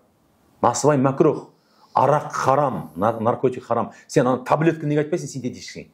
Қазіргі жастарға беріліп жатқан. Соны қазақтың азаматтары, өзінің ағалары, өзінің көкелері беріп жатыр. Шымкент жақта көп басқара көп. Трамадол деген. Трамадол дей ма, бәле бәтер сонда синтетический. Неге соны айтпайсың? Айтсай соны. Мен мысалы президент болсам, кеше құрылтайда былай деп айтар едім. 25-ке дейін үйленген жастарға проблемасыз үй беріңдер деп айтар едім. 30-ға келді, 40-қа келді. Жігіттер, қыздар үйленбей жүр. Неге үйленбей жүр? Жағдайы жоқ үйленейін десе. Жүріп қалды. Таңдап қалды. Үйленейін десе үйі жоқ. Жайы жоқ, күйі жоқ. Ертең қайда апарады үйленген жұбайын, бала шағасын? Біреудің квартирасында баға ма? Жалпыға қысқа метражды сериалдар бұрыннан түсіресіз ғой. Өте мағыналы бір қысқа метражды киноларыңыз да бар тіпті. Жалпы Аслан анадан бір жерлерден көрсетіп жүреді ғой бір. Мағыналы роликтер. Мағыналы роликтер. Тәрбиелі мәні бар. Өте жақсы нелер ғой жалпы. Кәдімгідей осындай ауқымды бір кино түсіру ойда бар ма? Кино түсіру ойда бар. Жомарттың қолын жоқ байлайды деген бар ғой. Сол шамалы қаржы мәселесі бізде қиындау болып тұр. Спонсор керек дейсіз ғой? Демеуші керек. Ол қазір демеуші емес. Қарызға ақша беретін адам керек. Қазір демеуші деген таппайсың. Демеуші деген берген ақшасын қайтып сұрамайды. Соны демеуші дейді. Демеп жібереді да, болды ары қарай деп. Ал инвестор табу керек міне. Үлескер табу керек. Ертең сол кино шыққан кезде соны ары қарай бөлісетін, соны жаңағы үстінен пайда көретін ол да, бізге де пайда түсетін. Сондай, ол көп бізде. Сценарий деген мынандай. 400 сценарий тұр қазір. Негізі анандай жазып қоя береміз. Біз мысалшы аға, мен байқағанымша, біз енді өзіміздің араласатын ортамыз намазхандар көбінесе, келіншектер орамалда, сосын сондай адамдарды көреміз да, орамалдағылар көбейіп жатыр екен ғой, намазхандар көп екен ғой деп ойлаймыз ғой. Негізі мына жақта жаңа өзіңіз айтқанда іріп шіріп жатқандар одан көп екен да. Одан да көп. Сондықтан кино түсіретін болсаңыз да негізінде андай ауқымды масштабный алу керек сияқты да. Мысалы біз нақты намазхандарға ғана арнап түсіріп қоямыз да бір киноларды. Мына жақтағы басқаларына қызық емес та ол. Солардың темасына кіріп барып, солардың ішінен өте дұрыс айтасыз. Шығару керек сияқты. Бұл тек қана намаз оқитындарға арнап немесе мынау намаз оқымайтындарға деп арнап түсірмеу керек. Жалпы адамға, қазаққа деп түсіру керек. Мысалы адам баласына пайда береді бұл деп. Оның ішінде жаңағы діннің атрибуттары, дүниенің атрибуттары, аксессуарлар деген сияқты, соның бәрін қосу керек. Махаббатты да, қастандықты да, достықты да, сатқындықты да, жаңағыдай дінді де, дінсіздікті де бәрін салыстырмалы түрде қосып отырып, әркім өзін соның ішінен тауып алатын қылып түсіру керек оны. Бір жақтамай кетіп қалуға болмайды. Сол себептен бұл өте дұрыс айтып отырсыз. Бұл менде ойымда бар. Жастарға да қызық болатындай. Менде ойымда бар енді бұл нәрсе. Ертең шамалы қаржы қолға тисе, сондай бір кинолар түсірсек, қысқа метражды кинолар түсірсек, кинотеатрға түсірсек, мысалы қазір кинотеатрлардың кейбіреулеріне көңілім толмайды. Көбісіне көңілім толмайды. Қырттың, жырттың болатында болмайды. Арзан әзілдер көп. Иә, арзан әзілдер, жаңағыдай анайы сөздер. Ана Оян қазақ деген кино шығып. Енді Оян қазақты да мен қатты былай керемет деп айта алмаймын. Бюджеті төмен болған ба, немесе ол бюджеті талан-таражға түскен ба білмеймін. Ол бір үстіртін ғана түсірген да. Ішін ашып тұрып, қанын шығарып тұрып, тұзды сеуіп тұрып түсіру керек еді, түсірген. Жай бір Мағжан Жұмабаевтың, Міржақып Дулаттың бір-екі жерде жаңағы ұйқысы қанбай, неақпаған. Ол жерде одан да зор болған негізше. Ол жерде одан да зор болған. Масқаралар болған ол жерде. Адам жан түршігетін. Солай түсіру керек еді. Ақыр түсіргеннен кейін солай бюджетін сәл көбейтіп жіберіп, мықты қылып түсіруге болады. Енді ол біздің әлі де режиссерларымыздың, сценаристеріміздің әлі білім деңгейінің анау деңгейге жетпегендігі. Ол енді білім алып келе жатыр бәрі. Оқиды, шетелге барады, ана үйренеді. Қазір кинолар бұрынғы кинолармен салыстыруға келмейді. Бәрібір Аллаға шүкір шамалы болса да. Бірақ бәрібір ақыр сол киноны түсірді ме, енді ол Міржақып Дулатты қайтып түсірмейді ешкім. Өтпейді дейсіз ғой енді. Өтпейді, уже көрсетіп қойды Міржақып Дулатты. Міржақып Дулатты түсіргеннен көп жастарымыз о деп қалды да. О, біз қазақтың тарихы осындай екен ғой деп сөйтіп қалды да, қоғам оған сай емес та. Қоғамың іріп-шіріп жатыр деп, балықшылық. Сол Міржақып Дулат рухтанып, рухтан далаға шықсаң, кафеге барып, қайтадан қарасаң, ашық-шашық ана жерде. Ана жерде отқан жезөкшелер, ана жерде отқан жаңағы зинақорлар, араққорлар, нашақорлар, айналаң толған іблістің әскері. Ол сен кішкентай 1 сағаттық, 1,5 сағаттық фильмнен ол барып керемет болып кетеді деп ойламаймын. Тек бұл жерде біздің тарихымызды көрсету ғой. Осы нәрсеге алданбайықшы біз, Айдос бауырым. Осы нәрсеге алданбайықшы. Біз ойлап қаламыз, бір кино шығарсақ, біз керемет болып кетеміз деп. Айтып отырған Кенесарының басын алып кетсе, қазақ бұдан кейін Кенесарының басын емес, денесін алып келсең де ше, қайтып далаға шығарып, міне мынау Кенесарының бүкіл денесінің сүйегі деп, оны аспанға іліп қойсаң да ештеңе өзгермейді. Бір бас сүйек келіп бүкіл әлемді өзгермейді дейсіз ғой. Астапыралла, осыдан сақ болайықшы. Ойбай, Тайқазан кезінде Ленинградта болды, Санкт-Петербургте. Өзбек Жәнібек ағамыз соны, атамыз соны әкеп берді бізге, солай ғой тарихта. Қайтып әкеп Түркістанға қойған кезде бітті деді ғой. Қазақстанның құт берекелі болады. Өз байлығы мен өз билігі халқының өзіне бұйырады деді, атаңның басы. Шешеңнің шорбайы. Сондай болды ғой. Басталды ғой, Қазан келген күннен басталды ғой. Жемқорлық, парақорлық, зинақорлық, араққорлық, нашақорлық содан кейін басталды ғой. Мысалы, мен Қазанын көріп отқан жоқпын. Просто соған сеніп қалғанымызды айтамын да. Қазан келді деп шулады адамдар. Қазынамыз келді, қазынамыз деп. Қазанның ішіндегі ақшаны тонады ғой айуандар. Білесіз ғой? Білесіз ғой, Түркістан ішінде, Тайқазан ішінде ақшаны ұрлаған. Қолпын бұзып ақшаны ұрлаған, ұсталды ғой. Қай бір жылдары? О, ілгерді. Ал қазынаңды бастап тонады. Оған байланысты емес. Темірге, шойынға, немесе бас сүйекке бір. Оған байланысты емес. Басшының ниетіне байланысты тағы да айтамын. Қойшыға байланысты. Қойшы жақсылап бақса, үйірді немесе жаңағы табынды, мысалы атарды жөндеп бақса, қойларда семіз болады, ит құсқа жем болмайды. Қазір біздің жастарымыз ит құсқа жем болып отыр. Біреуі ЛГБТ, біреуі жаңағы бір жынысты, қыз бен қыз, еркек пен еркек әуре болып отыр. Бір-бірін аймалап, анау TikTokқа кірсең, өзінің жынысын ауыстырып тастаған ер балдар отыр. Енді анаған қарасаң ғашық боласың ана бәлеге. Байқамай қалсаң көшеде ше, байқамай қалсаң анаған ғашық боласың анан. Ананы бар ғой, некелеп алуың да мүмкін байқамай. ғашық болып ше, анау айтпайды ғой сені не керегенге дейін. Сөйтсе ол ер бала екен да. Бөлелі жазып жатыр, сен мынау қыз ба ер ма деп ше. Ер мен қызды ажырататын бір-ақ нәрсе бар. Көрермендер біліңдер, мына жерінде мынау тұрған ер баланың кеңірдегі болады. Мынау құстың тұмсығы сияқты. Қыз балада әйелде болмайды. Бұл кеше адам ата жемісті жей бергенде періште келіп қысқан дейді ғой жерден. Содан мынау көріп пайда болған.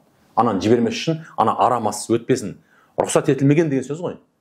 Арамас деген рұқсат етілмеген деген сөз. Алла тағала жеме деген жемісті әйел жеп қойды дағана, ер жейін деп отыр, мынадан құстырып жіберді. Мінекей тарихы қандай, құстырып жіберді. Сондықтан да сол заманнан бастап әйелдің денесіне арам өтіп кетті де еркекке өтпей қалды. Сондықтан айтады, мынау арақ ішкен еркек 40 күнде денесінен шығып кетеді. Ал әйелдің бойынан мәңгілік шықпайды ол. Неге? Ер адам топырақтан жаралды, әйел еттен, сүйектен жаралды. Қабырғамыздан жаралды әйел. Енді қараңыз, бір ғалымдар осыны зерттеген екен. Топырақты алады да бір ыдысқа, салады да бір ыдысқа ет салады да, үстіне арақ құяды да, бетін жауып қояды. Бір аптадан кейін ашса, еттің сасығаны соншалықты адам жақындай алмайды. Еш жеуге жарамайды, тұз сепсең де ол қайтып орнына келмейді. Топырақты ашып қалса, су сіңіп кеткенде спирт ұшып кетеді ғой. Топырақ ары қарай пайдалануға жарайды. Міне ер адамды топырақтан жаратқаны 40 күнде денесінен шығып кетеді деген сол. Ана ет сасиды ғой. Әйел ғой ол, ет пен сүйектен жаралған. Ол бір сасса қайтып кетпейді. Міне сондықтан 100 грамм ішті ма, сен сол қызды алдың ба, сол 100 граммның зардабы сенің балаңмен шығып отырады, туылған балаңмен шығып отырады. Осыны түсіндіре алмайтырмыз қазір. Осыны айту керек. А енді кафеге, ресторанға барыңыз, ешақтың сідігін ішіп отқандарды көресің. Сап-сары көпірді. Ешаққа берсең ішпейді. Итке, шошқаға берсең ішпейді, бірақ соны адам ішіп отыр. Мысалы да, енді күнде барып ішіп отыр, күнде. Арақты да ішіп отыр, кальянды да шегіп отыр, пиваны да ішіп отыр, сыраны. Зәр ғой, зәр. Соны ішіп отыр. Енді соны біреу алып өзіне қатын қылып отыр ана қызды. Одан туған бала кім туады дейсіз ғой? Одан туған бала кім болады енді есептей бер.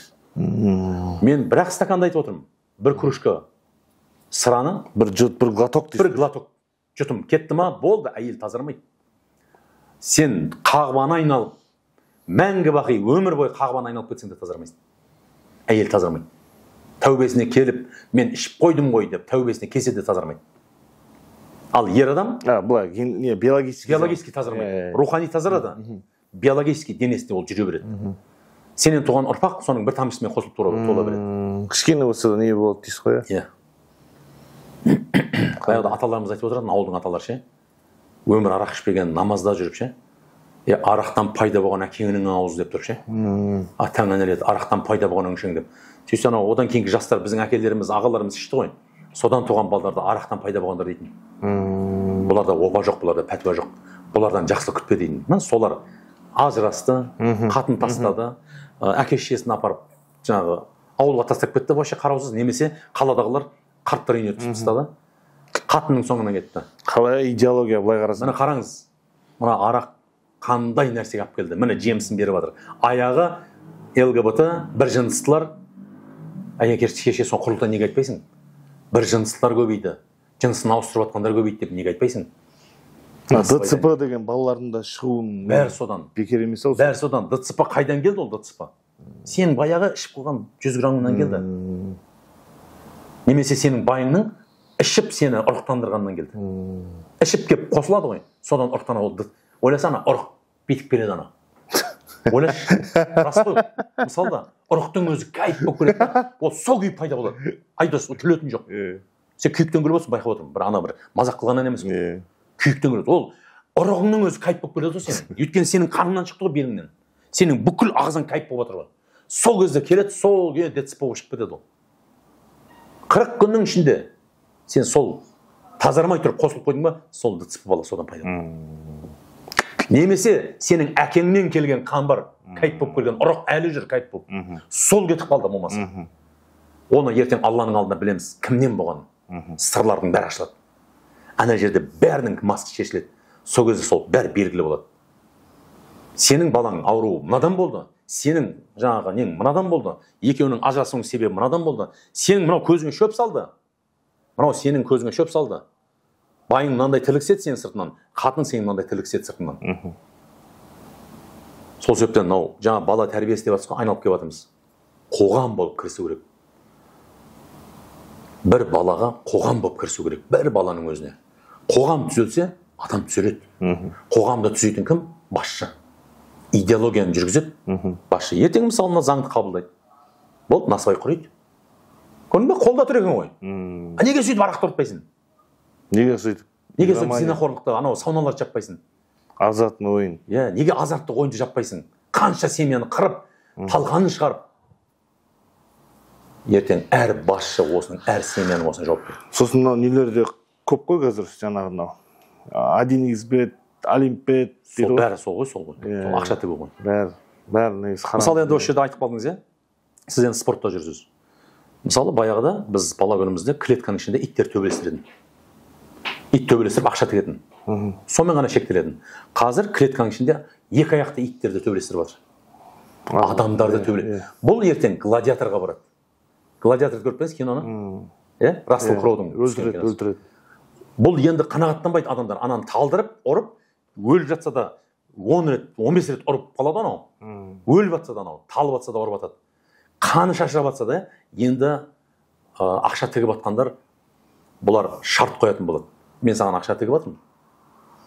Өлгенше. Енді бой на смерть. Гладиатор басталады ертең, көресің. Тура осы айтқаным келеді, көресің. Неге? Өйткені соған барады. Ондай болып жатыр ғой негізі. Оған бар. Бұл спорт емес бұл. Бұл жаңағы адамды, екі адамды итше төбелестіріп, қан жоса қылып, ауылда төбелесіп көрсіз ба? Мұрнынан қан аққан кезде болды, тоқта дейді. Болды. Ал енді бұл жерде уже жан шыққанша төбелестіреді. Ақша одан да көпті келеді. Ақша істеп отқан үлкен компания, корпорациялар бар, оның үстіне отқан. Сол компания, корпорациялар өлімге рұқсат алады бір күні. Рұқсат алады. Өйткені бұл ақша көп адам әлемге түкіргені бар. Кешегі ковидте мысалы қолдан жасалды. Қырып жіберді, ешкім жауап берген жоқ. Сөйтсек, ковид деген ешқандай вирус жоқ екен. Адамнан адамға жұқпайды екен ол. Ол кәдімгі опыление. Тозаңдау. Алюминиевый тозаң бар ғой, соны аспаннан самолетпен шашып кету болды.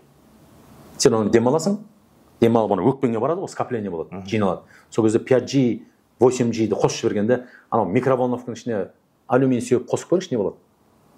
Атылады микроволновка. Сол сияқты микроволный ғой бұл. Сенің соткаңда мынау келіп жатқан мынаған, қастарыңа қоймаңдар дейді ұйықтағанда, біз қасымызға бүйтіп жатамыз ғой. Дегенге. Миыңды азанға дейін аталағы батыр, өлтіріп батыр. Неге? Микроволна бар, микроволны. Сол микроволны сенің ішіңе кірген кезде ана өкпе деген енің бәрін өртейді, пытырлатып тұр. Содан адамдар тұншығып отыр. Ауа жетпей. Айтады ғой, 60%-пен барып еді, өліп кетті дейді. Сізде 10% қапты дейді. Неге? Анаң бәрі өртеніп кеткен. Соткымен сөл жақындатқан сайын пытырлайды анау. 5G'ді қосты, одан сайын күшейді, содан ауа жетпей өлді. Енді сол вирус қақта, Айдос? Ұрықтарды да өлтіреді дейді ғой. Ұрықты да өлтіреді. Вирус қайда сол вирус қазір? Неғып тоқтап қалды? Тоқтатқысы келді аналар. Алпауыттар тоқтатты. Ертең қайтадан қосам дейді, қосады. Енді осы жерде біздің осы фармацевтиканың үстінде отқандардың, қылмыскерлердің, қаныпезерлердің 20 есе, 10 есе, 20 есе байыды халықтың үстіне. Мен 2000-ға алған бутылканы, ішінде смесь, су бар, тамырыма салдым. Қатты жөтелгенде ойладым, ковид болып қалдым ба деп. Соны бір аптадан кейін 40 мың алдым онымен, Айдос. 40 мыңға. Тағы бір аптадан кейін 40 мыңға да таппай қалдым. Көрдіңіз бе? Қолдан дефицит. Аспиринді бермей қойды ғой бұлар. Ұсталды анау. Ненің ішінде толған склад, толған аспирин. Қолдан дефицит жасаған. Неге? Тиын тұратын аспиринді пәленбай мыңнан сату. 10 теңгенің маскасы 1000 теңге болды. Қолдан істеді бәрін. Халқың үшін 30 жыл жегеніңнен шамалы бөліп масканы тегін берсең де болар еді ғой сен. Көрдің ба? Ona жақтан көрмек қойыңыз, өзімізде бәлең бір. Сені қырылып атсың ба, жойылып атсың ба, сенің болашағың бола ма, болмай ма, түкіргені бар. Мен керек десем, ер бала мен қыз баланың бір балақшаға барғанына, бір мектепке барғанына қарсымын. Неге? Балабақшада бірге жатып, өскен бала, ер бала, мектепте сол балабақшада көріп жүрген нәрсесін есейгенде жүзеге асырады. ол екеуі бізде балабақшада болдық қой. Тыр жалаңаш қойып, кезекпе кезек ер демейді, бала демейді. Шомылдырып, тыр жалаңаш тұрамыз. Сонан бір-біріне қарайды ғой. Артықшылығын көреді ғой бір-біріне қарап. Мынада мынау бар, мынада менде мынау жоқ. Бұл неге? Осы нәрсе ары қарай апарады дамытып мектепке барғанда, давай мен осыны пайдаланып көрейін, осыны жүзеге асырайын деп, қанша қызымыз біздің сол мектепте абыройынан айырылып қанша жүкті болып қалып жатыр. Міне. Енді қызықты қараңыз.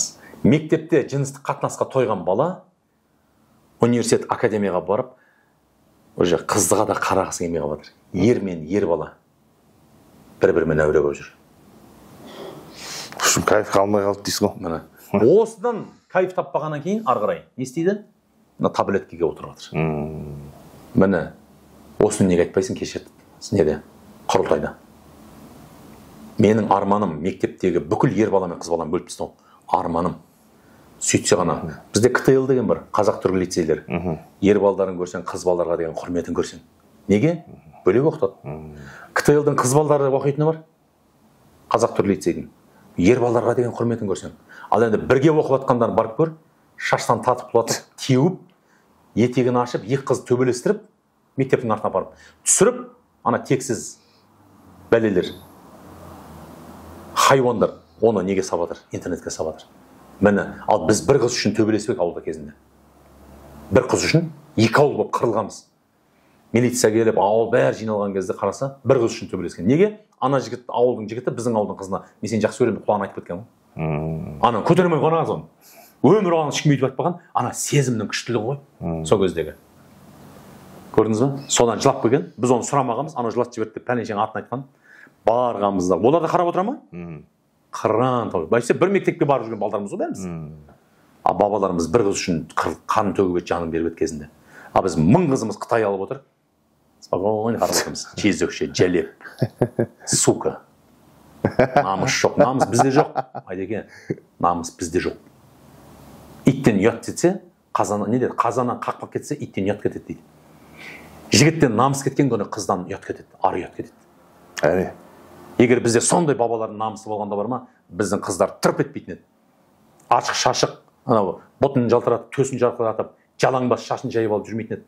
Қазақта шашын жайған жесір әйелдер жайтын. Жесір болған күні шашын жайып тастайтын 40 күнге дейін.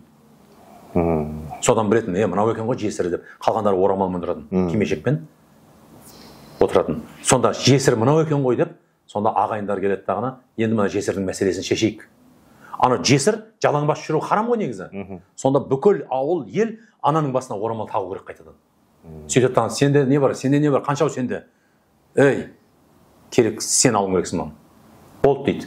Үлкендер айтады, бір сол ағайындар өзінің руластары келеді да, өзіміздің руда, өзіміздің ағайынның баласы, менің ағамның немесе інімнің баласы мынау, мен сыртқа шығармайын дейді да, ағайын немесе бауыр келеді да, жеңгесін немесе келінін өзіне әмеңгерлікпен, мұрагерлікпен алған. Сөйтіп ана қайттан басына орамал таққан. А бізде тұрмысқа шықпаған жесірлер қаптап жүр. Шашын жайып алған. Қазақта шашын жаймаған өрген. Бір бұрым қос бұрым болып өрген. Өріп қойған, шаш жаймаған. Көрдіңіз бе? Шашты жаймаған, сосын басына бөрік киіп, тақия киіп, тұрмысқа шыққасын орамал таққан. Жас келген сайын кимешек кие бастаған. Мына мойнын, несін, бетін жауып, әуретін жауып жүрген. Хиджаб дейсіз ғой. Хиджаб қой. Соны хиджаб десең, жоқ, кимешек дейді ана біреулер. Мен айтамын, айналайын. Хиджаб деген женская одежда деген сөз. Женская одежда, әйел киімі деген сөз. Хиджаб ол арабшасы мақұл. Мысалы, бәрекелдін де айтып отырсың ғой арабтың сөзін. Мысалы да. Баракаллах. Баракаллаху фикум дейді. Баракаллаху хайран дейді мысалы. Баракаллах, сен бәрекелдін де айтып отырсың ғой. Уақыт, сағат, оқиға, мұғалім, бәрін айтып отырсың ғой мысалы. Осының бәрін пайдаланып келген. Сен неге хиджаб деген кезде? Кітап мысалы. Дәптер. Осының барлығы сен айтасың да арабтың сөзін. Ал енді хиджаб деген келгенде бұл арабтың сөзі деп шығасың. Айналайын, сен арабтың сөзін атам заманнан қолданып келесің ғой. Мысалы, өткенде бір не көріп қалдым. Атеистке сұрақ қойып жатыр да. Атеистке айтады. Жаңағы имам адам қойып жатыр да, діни қызметкер. Сен Құдайға сенесің ба дейді да? Жо, Құдайға шүкір атеистпін дейді да. Құдайға шүкір. Көрдіңіз ба? Оңғы тәкаппарлық. Түбінде біледі ол Құдайдың бар екенін, бірақ тәкаппарлық. Жүрек сөйлеп шайтанның басын болып отыр да. Жүрек емес, тіл сөйлеп отыр. Жүрекпен бірақ мойындап қойды, тілінен шығып кетті. Жоқ, Құдай сақтасын деп қояды. Құдайға шүкір атеистпін деп қояды. Міне, атеистің өзі мойындайды. Бірақ тәкаппарлық оны жібермейді. Одан мойындап қойса, оған намаз оқу керек та. Мойындамайды да сол үшін. 24 сағаттың 1 сағатын Алла тағала айтады, маған қайтарда 23 сағатын пайдаланшы дейді. Мысалы, 23 сағатын пайдалан дейді, 1 сағатын қайтаршы дейді. 5 уақыт намазға 1 сағат уақыт кетеді. 23 сағатын пайдалан өзіңе, рахатыңа деп тұр Алла тағала. Ол соның жұмыттығын қарасай, 1 сағатты да қимай тұр ғой 24 сағаттың 1 сағатында. Жұмыттығы. Соншалықты жаңағы тарлығы. Кәззаптығы да. Алла беріп тұр ғой өмірде. Мысалы да сондай өмірді беріп тұрған Аллаға 1 сағатыңда шүкірлік қыламайсың ба? Иә. Тәкаппарлық қой. Анау тәңіршілдерде мойындайын десе намаз оқу керек ол. Иә. Мысалы да сол үшін мойындағысы келмейді. Алла разы болсын, осылай келіп керемет бізге насихат айтып, жаңағындай тек қана діни нәрсе емес, сонымен қатар халықтың рухын көтеретін, қоғамдық, дүнияви, біраз рухын көтеретін жігіттердің, намысы бар жігіттердің оянатындай сөздер айттыңыз енді негізі. Мен енді ше Айдос, тыңдап отырған мен енді білімділігімнен, бір кереметтігімнен айтып отқан жоқпын. Намыстан. Мен бұны естіп, көріп, анализ жасап, мынау біздің бабалар жолы бұл емес екен ғой деп соны мен айтып отырмын. Бұл халықтың үні мынау. Менің айтып отқаным ше. Осы күнге дейін мен халықтың елдің арасында жүрмін ғой. Біреу айтуы мүмкін, сен кімсің халықтың алдында артынан сөйлейтін, сен депутатсың ба не деп. Мысалы да біз әр адам халықтың депутаты болу керек. Тек қана анау парламентке барып қана халықтың мұңын сөйлейді. Мына жерде жүргендер бір жерін қысып жүрсең, халықтың мұңын сөйлейді, кімсің десең, сен онда бұл елдің жанашыры емессің, патриот емессің. Әр азамат депутат болу керек. Әр азамат елдің азаматы, өз елінің адвокаты болу керек, қорғаушысы болу керек. Мен айтып жатқаным сол, мен бір білімділігімнен Йеменге барып, жаңағы Мысырға барып, Дубайға барып, жаңағы Саудияға барып оқып келіп, Бұхараға барып, Түркияға барып оқып келген жоқпын бұның бәрін. Бұның бәрін сол ғұлама ғалымдардың, тарихшылардың, көпті көрген көнегөз қариялардың қасында жүріп, естіп, анализ жасаған анализм бұл менің. Әйтпесе аспаннан салбырап түсіп, кеп ақыл айтып жатқан жоқпын ешкімге. Бұның ішінде, жаңа айтып жатқан ішінде өзімде де бар сол кемшіліктер. Өзімде де бар. Иә. Сол себептен бұл жерде ойлап қалмасын, мынау данышпан екен ғой, сұмдық екен ғой, мынау пәк екен ғой. Мен де осы сіздер сияқты күнәһармын. Мен де пендемін. Мен де күнә жасап қойып жатқан, бір пендешілік жасап жатқан адаммын мен де. Құдайдың құлымын. Бірақ диагнозды айтып жатырмын да бұл жерде. Диагнозды. Сіз, мен негізі көп айтамын осы нәрсені. Ұлт ретінде мойындауды айтып жатсыз ғой. Сол ғой, мойындау. Ошибкамызды мойындаған кезде бізде результат болады да. Біз диагнозыңды мойындайсың. Біз мақтай береміз, ана ой бабаларымыз қырған, жойған деп. Одан өткенде бір айтады, шіркін бабаларымыз қайтып келсе ғой, баяғы не қайтып келмей қойсын деймін да. Қайтып келсе сенен бастайды деймін да. Бірінші бізден бастайды деймін да. Сол себептен ойлап қалма, бабалар келсе анау Қытайдан бастайды. Жоқ, сенен бастайды. Қылышын жалаңдатып келеді дағыны, шетімізден қарап атпен шауып көп. Ешкім аямайды. Мен сен үшін қан бердім ба, жан бердім ба, қан төктім ба деп, бізді қырады деймін да. Сен өйтіп армандамай қой. Сен армандау үшін сол бабалар жолының жартысына бару керексің, ең болмаса. 10-нан біріне, 100-ден біріне жетуің керексің. Иә, аға, осылай бізге келіп, ағыңыздан жарылып, керемет сұхбат бергеніңізге Алла разы болсын. Сізбен сұхбат жасап отырып, біраз намысымыз оянып қалды. Біраз түсінбейтін жүрген нәрселеріміз түсініп қалдық.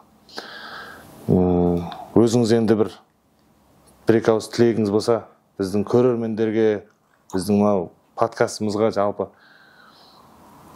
Енді бұл жерде мен қазір халықтың мұң-мұқтажын айтып отырмын да. Өз басым қарақан басым айтып отырған жоқпын. Халықтың мұң-мұқтажын айтып отырмын. Жылдап, ғасырлап жиналған өкпесі, кегі. Сол халқыма айтамын, жағыңсынса да сағыңсынбасын деймін.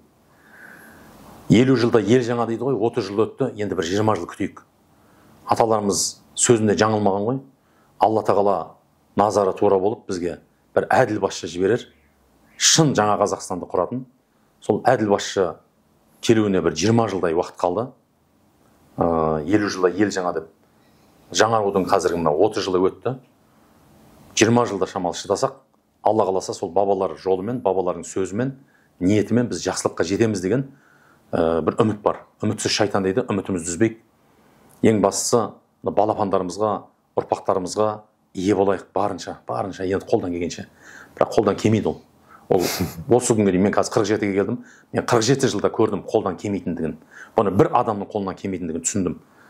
Жұмыла көтерген жүк жеңіл дейді. Мына елдің жүгін басшыдан бастап ел болып көтермесек, біз құрдымға кетеміз.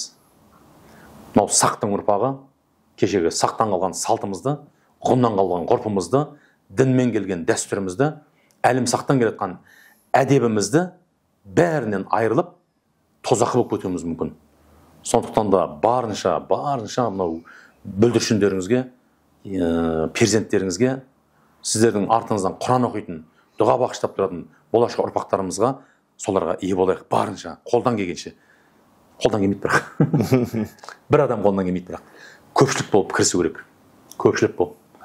Құрметті көрермендер, бүгін біздің подкастымызда қонақта болған Ғалымжан ағамыз керемет сұхбат болды. Ағамызға Алла разы болсын, кәсібіңізге Алла берекесін берсін. Амин. Отбасыңыз аман болсын. Осылай елімізге, дінімізге қызмет етіп, аман сау болып жүре беріңіз. Амин. Алла разы болсын. Өзіңе де берекет берсін бауырым. Қазақтың батырсың ғой. Сол батыр бабалардың жолымен, ізімен осы елдің қызметінде жүре бер, иншалла.